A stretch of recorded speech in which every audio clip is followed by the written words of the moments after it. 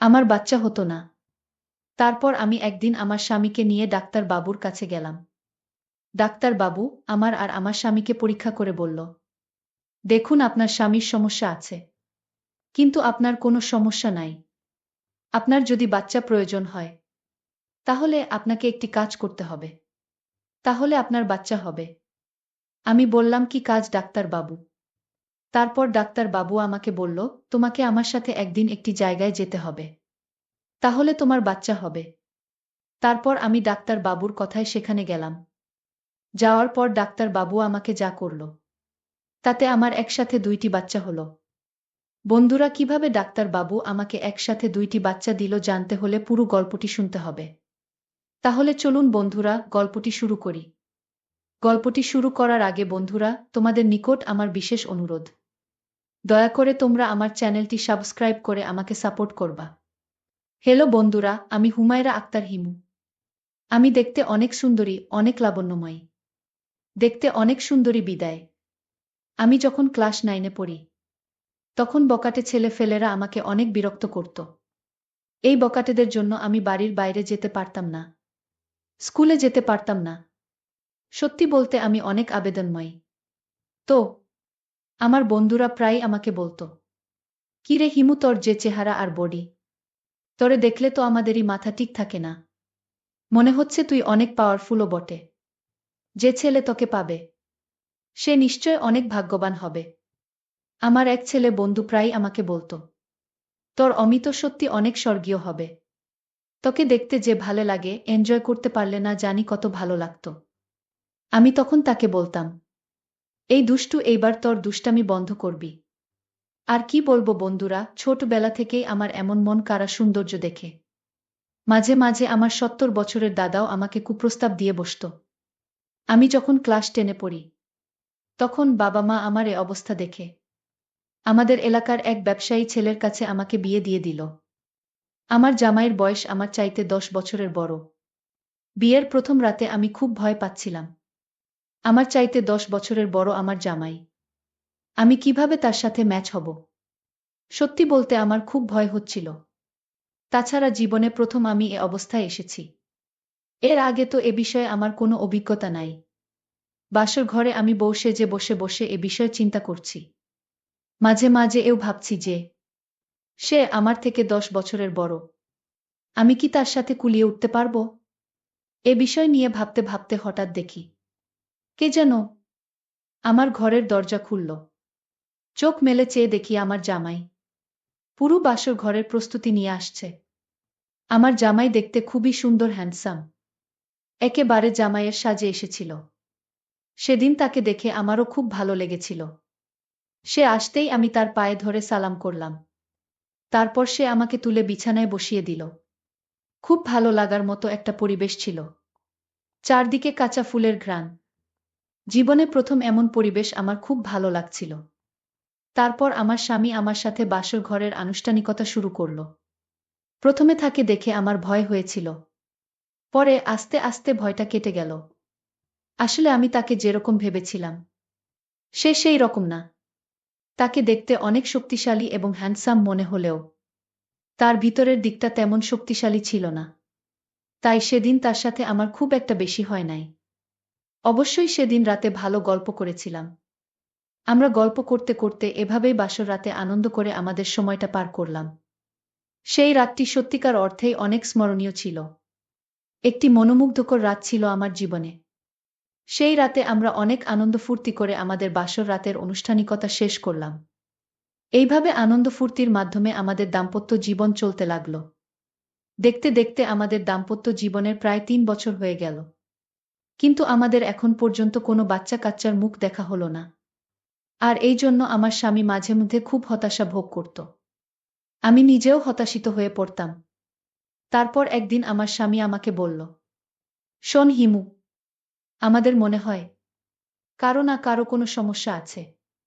আর তা না হলে আমাদের বিয়ের 3 বছর হয়ে গেছে, এখনো কেন আমাদের সন্তান হয় না? এক কাজ করো, চলো আমরা ভালো কোনো ডাক্তার দেখাই, তাহলে হয়তো আমরা সন্তান সন্ততির মুখ দেখতে পারব। আমি বললাম, ঠিক আছে, তাহলে চলো আমরা একটি ভালো ডাক্তার দেখাই। পরের দিন আমি এবং আমার স্বামী একজন ভালো ডাক্তারের কাছে গেলাম। খুব নামকরা ডাক্তার। তার প্রশংসা আছে অনেক। ডাক্তারের কাছে গিয়ে আমি আমার বিষয়টা খুলে বললাম যে স্যার, আমার বিয়ে হয়েছে 3 বছর হয়েছে। আমার এখনো কোনো সন্তান-সন্ততি হয় না। স্যার, আমাদেরকে একটু ভালো করে পরীক্ষা করে দেখেন। কি সমস্যা আমাদের? তারপর ডাক্তারবাবু আমাদের দুজনকে পরীক্ষা করলেন। আমাদের দুজনকে পরীক্ষা করে ডাক্তারবাবু বললেন, মিস হিমু, আপনার স্বামীকে একটু বাহিরে পাঠান। আপনার সাথে আমার একটু পার্সোনাল কথা আছে। তারপর আমার স্বামীকে ডাক্তার সাহেব একটু বাহিরে পাঠিয়ে দিলেন। তারপর ডাক্তার সাহেব আমাকে বললেন, মিস হিমু, পরীক্ষার রিপোর্টে পরিষ্কার বোঝা যাচ্ছে আপনার কোনো সমস্যা নেই। সমস্যা আপনার স্বামীর। আর আপনার স্বামীর যে সমস্যা, আমার মনে হয় না যে আপনার কোনোদিন বাচ্চা হবে। আমার মনে হয় না যে আপনি কোনোদিন মা হতে পারবেন। তবে একটি কথা, আপনার যদি বাচ্চার খুবই প্রয়োজন হয়, তাহলে আপনাকে একটি কাজ করতে হবে। তাহলে নিশ্চয়ই বাচ্চা আপনি আশা করতে পারেন। তবে কাজটি খুবই গোপনীয়। এই কাজটি করার পর আপনি আপনার স্বামীসহ কাউকে বলতে পারবেন না। যদি বলেন তাহলে বাচ্চা হবে না। আমি বললাম, কি কাজ ডাক্তারবাবু? তখন ডাক্তারবাবু আমাকে বলল, তোমাকে আমার সাথে একদিন একটি জায়গায় যেতে হবে। সেখানে গিয়ে তোমাকে একটি কাজ করতে হবে। আর সেই কাজটি তুমি সফলভাবে করতে পারলেই তোমার বাচ্চা হবে। এর কারণ আমি এইভাবে আরও অনেক মহিলাদেরকে বাচ্চা দিয়েছে। আর তুমি যদি চাও তাহলেই কেবল সম্ভব। আর মনে রাখবা, এটা খুবই গোপনীয়। এটা কারো কাছে শেয়ার করা যাবে না। শেয়ার করলে তোমারই ক্ষতি হবে। বিষয়টি তুমি ভেবে আমাকে আগামীকালকে জানাবে। তুমি জানানোর পর আমি চিকিৎসার জন্য প্রস্তুতি নেব। আমি বললাম, ঠিক আছে স্যার। আমি আগামীকালকে আপনাকে জানাবো। আর আপনি এখন একটি কাজ করেন। কিছু ওষুধ লিখে দেন, যাতে আমার স্বামীকে আমি বুঝ দিতে পারি। তারপর ডাক্তারবাবু আমাকে কিছু ওষুধ লিখে দিল। আমরা ওষুধ খাওয়া শুরু করলাম। পরের দিন আমার স্বামী যখন কাজে চলে যায়, তখন আমি ডাক্তারবাবুর কাছে গেলাম। গিয়ে বললাম, ডাক্তারবাবু, এবার বলুন আমাকে কি কাজ করতে হবে। এখন আমি একা এসেছি।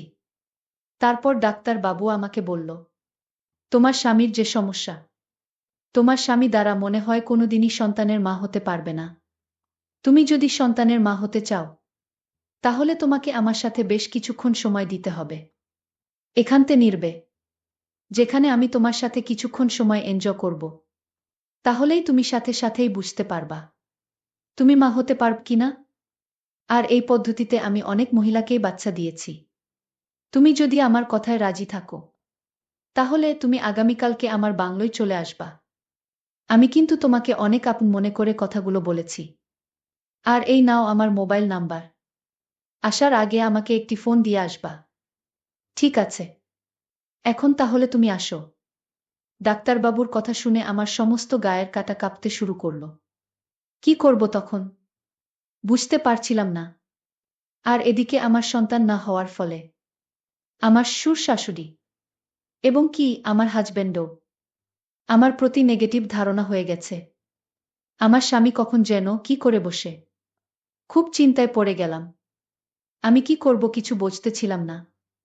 এখন আমার যে একটি বাচ্চার খুবই প্রয়োজন। তাহলে সবাই খুশি। তারপর ডাক্তার বাবুর কথা শুনে আমি আস্তে আস্তে বাড়িতে চলে আসলাম। খুব চিন্তা করলাম। মনে মনে অনেক চিন্তা করতে লাগলাম। তাহলে কি আমি ডাক্তারবাবুর প্রস্তাবে রাজি হয়ে যাব? যদি রাজি হয়ে যায়, তাহলে তো আর কেউ দেখবে না। আর আমি তো মা হতে পারব। মা হওয়ার লোভে আমি ডাক্তারবাবুর প্রস্তাবে রাজি হয়ে গেলাম।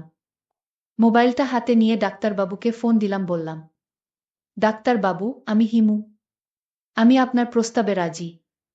এবার বলুন আমাকে কোথায় আসতে হবে। ডাক্তারবাবু বলল, রাজি হওয়ার জন্য তোমাকে অনেক অনেক ধন্যবাদ। আসলে আমি তোমাকে একটি বাচ্চা দেওয়ার জন্য প্রচুর চেষ্টা করব। তাহলে তুমি আমার বাংলোতে চলে আসো। আমি তোমার জন্য গাড়ি পাঠিয়ে দিচ্ছি। তারপর ডাক্তারবাবু আমার জন্য গাড়ি পাঠিয়ে দিলেন। আমাকে নিয়ে চলে গেলেন বাংলোতে। আমি ডাক্তারবাবুর বাংলাতে গিয়ে নিজের চোখে বিশ্বাস করতে পারছিলাম না। এত সুন্দর বাংলোর রুমটা। এত সুন্দর করে সাজিয়ে রেখেছে। মনে হচ্ছে যেন স্বর্গীয় কোনো সুখ এখানে আছে। ডাক্তার বাবু আমাকে তার একটি গোপন কক্ষে নিয়ে গেলেন। ও মা, সেখানে গিয়ে দেখি এত সুন্দর সুন্দর জিনিস, এত সুন্দর সুন্দর আসবাবপত্র, এত সুন্দর সাজিয়ে রেখেছেন। সেখানে গিয়ে আমার মনটা ভরে গেল। আর রুমের ভিতরে এত সুন্দর কাঁচা ফুলের ঘ্রাণ। কিছুক্ষণের মধ্যেই মনটা যেন মুহুজা মুহুজা হয়ে গেল। আমার আনন্দে উৎফুল্লিত অবস্থা দেখে ডাক্তার বাবু আমাকে বলল, চলো তাহলে আমরা আমাদের কাজ শুরু করি। তারপর ডাক্তার বাবু আমাকে তার ওইখানে নিয়ে গেল এবং ডাক্তার বাবু আমাকে বলল, শুনো হিমু, এইখানে এই যে তোমার সামনে দেখো কিছু কোমল খাবার পানীয় আছে। এগুলো সব বিদেশি। তোমার জন্য বিদেশ থেকে অর্ডার দিয়ে এনেছি। এইগুলো তোমার জন্য। প্রথমে তুমি এগুলো খাবে। খাওয়ার পর এই ট্যাবলেটটা খাবে। তাহলে দেখবে তোমার মধ্যে আলাদা একটা এনার্জি কাজ করছে। তারপর যদি তুমি আর আমি মিলে কাজ করি, তাহলে দেখবে 100% এর রেজাল্ট পাবে। আমি ডাক্তারবাবুর কথামতো এই ওষুধগুলো খেলাম। ওষুধগুলো খাওয়ার পরে ওই বিদেশি কোমল পানীয় খেলাম। খাওয়ার পরে দেখলাম আমার ভিতরে অন্যরকম কাজ করছে। মনে হচ্ছে যেন আমার ভিতরে চরমভাবে শক্তিশালী হয়ে উঠছে। আমার মন প্রাণে অন্য কিছু চাইছে। আমার গায়ে অন্যরকম ফিলিংসের কারণে কারো সঙ্গ নিতে চাইছে। ডাক্তার বাবু আমার পরিস্থিতি বুঝতে পেরে ডাক্তার বাবু আমাকে বলল, এই তো সময় হলো আমাদের কাজ করার। এখন যদি আমরা আমাদের কাজগুলো করতে পারি, তাহলে আশা করি 100% রেজাল্ট পাবা। এই বলে ডাক্তার বাবু আমার সাথে এক ভিন্নরকম আচরণে মেতে উঠল। ডাক্তার বাবু যখন প্রথম কাজ শুরু করবে, তখন তার প্রস্তুতি দেখে আমি ভয় পেয়ে গেলাম। তাকে দেখে আমার কাছে মনে হলো যেন বিদেশি কোনো এক নওজোয়ান। প্রায় লাগাতার 2 ঘন্টা কাজ করার পর আমাদের মধ্যে স্বস্তি ফিরে পেলাম। কি ভয়ানক রূপ ডাক্তার বাবুর! সেই দিন ডাক্তার বাবু প্রায় সবকিছু লণ্ডভণ্ড করে দিয়েছিল।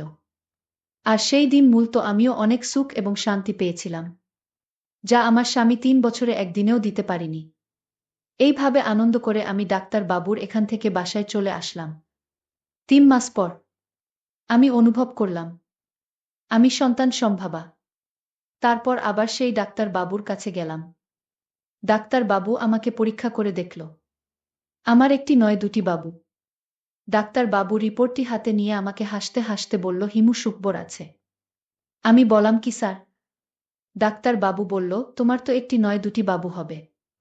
তোমাকে এবার আমাকে ডাবল মিষ্টি খাওয়াতে হবে। আমি বললাম, ডাক্তার বাবু, মিষ্টি তো আপনি আমাকে খাওয়াবেন। সবই তো আপনারই কৃপা। আর কি খেল দেখাইলেন! আমার স্বামী 3 বছরেও একটাও পারল না। আর আপনি একদিনেই 2টি। আপনি তো স্যার ডাবল সেঞ্চুরি করে ফেললেন। এখন আপনি আমাকে মিষ্টি খাওয়ান। তারপর ডাক্তার বাবু আমাকে রেস্টুরেন্টে নিয়ে মিষ্টি খাইয়ে আমাকে বিদায় করলেন। আর আমি বাড়ি চলে আসলাম। তারপর নির্দিষ্ট সময়ে আমার কোল উজাড় করে 2টি সন্তান হলো। একটি ছেলে আর একটি মেয়ে। সন্তান পেয়ে আমার শ্বশুর, শাশুড়ি, স্বামী এবং স্বামীর আত্মীয়স্বজন সবাই খুশি হল। তারপর যখনই আমার বাচ্চা প্রয়োজন হতো তখনই ডাক্তার বাবুর কাছে যেতাম। ডাক্তার বাবু কাজ করে দিত। আর আমার বাচ্চা হতো। এইভাবে আমি এখন 4 সন্তানের জননী। ছেলে মেয়ে, শ্বশুর শাশুড়ি এবং স্বামী সহ এখন আমাদের খুব সুখী পরিবার। বন্ধুরা, তোমরা সকলে আমার জন্য দোয়া করবে। হয়তো আমার জীবনে অতীতে একটি ভুল হয়েছে। আর এই ভুলের জন্য হয়তো আমার স্বামী এবং স্বামী সংসারের লোকেরা দায়ী। আর তা না হলে আমার এত বড় ভুল হতো না। তাদের প্রয়োজন সন্তান। যে কারণেই আমি সন্তানের জন্য এরকম ধরনের অন্যায় করতে বাধ্য হয়েছিলাম। যাই হোক বন্ধুরা, এই সকল বিষয় কেবলমাত্র আমার মধ্যে সীমাবদ্ধ ছিল। আমার স্বামীর পরিবার সহ কেউই বিষয়টা জানত না। পরিশেষে বন্ধুরা, আমি তোমাদেরকে বলবো, তোমরা যারা আমার মতো এরকম ধরনের সমস্যায় আছো, তারা কখনোই নিজের দোষ অন্যের উপর চাপানোর চেষ্টা করো না। তাহলে হিতের চাইতে বিপরীত হয়ে যাবে, যেমনটি হয়েছিল আমার জীবনে। সত্য বলতে বন্ধুরা, এ জগতে সন্তানের খবর মা ছাড়া কেউ জানে না। বন্ধুরা, আজকে এই পর্যন্তই। আবারও আসবো তোমাদের মধ্যে নতুন কোনো ভিডিও নিয়ে। ভিডিওটি যদি তোমাদের ভালো লাগে, তাহলে একটি লাইক দাও। আর তোমরা যদি এইরকম ধরনের ইন্টারেস্টিং ভিডিও পেতে চাও, তাহলে দয়া করে আমার চ্যানেলটি সাবস্ক্রাইব করো। পরিশেষে তোমাদের সকলের সুস্বাস্থ্য কামনা করি। ভিডিওটি দেখার জন্য তোমাদের সকলকে অসংখ্য ধন্যবাদ।